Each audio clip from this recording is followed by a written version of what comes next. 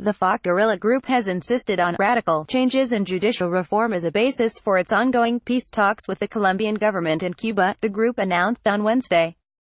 In a statement released through the group's website on Wednesday, the FARC's negotiating team in Havana called for radical changes, which lead to democratic restructuring of the state and political reform.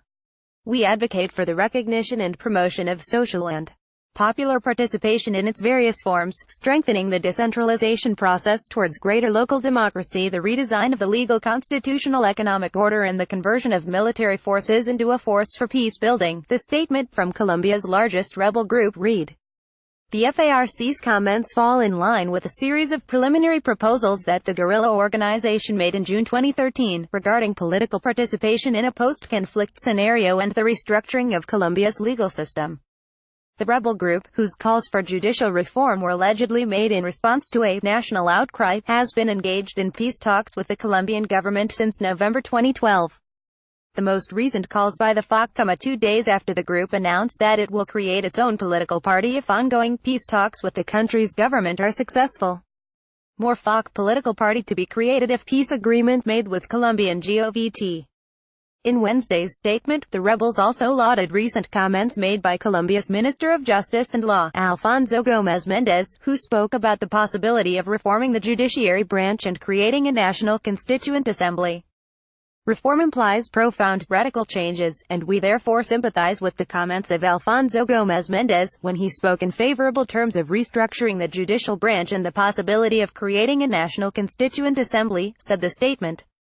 The main focus of the FARC's recent criticism is Colombia's judiciary branch, which the group refers to as the main source of patronage and corruption. Reform would liberate the judiciary from its scandalous politicization, and would make it an indispensable prerequisite for peace. More peace talks rush to finish. Third agenda item on illicit drugs. The peace negotiations between the Colombian government and the Farc are currently in their 24th round. Their current discussions seek to reach an agreement on the subject of illicit drugs, which constitute the FARC's primary source of funding.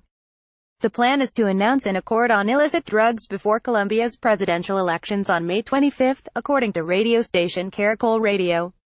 After concluding this point, ideally before the end of May, the negotiators look to again postpone discussions on demobilization by the guerrillas, and move on to the topic of victims of the country's 50-year armed conflict.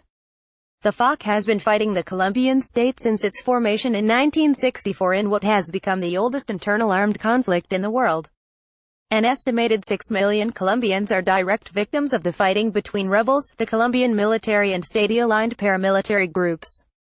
3 previous attempts at peace talks between the government and rebels failed, but the Cuba talks have gone uninterrupted since their inception, despite continued hostilities between rebel and public security forces in Colombia.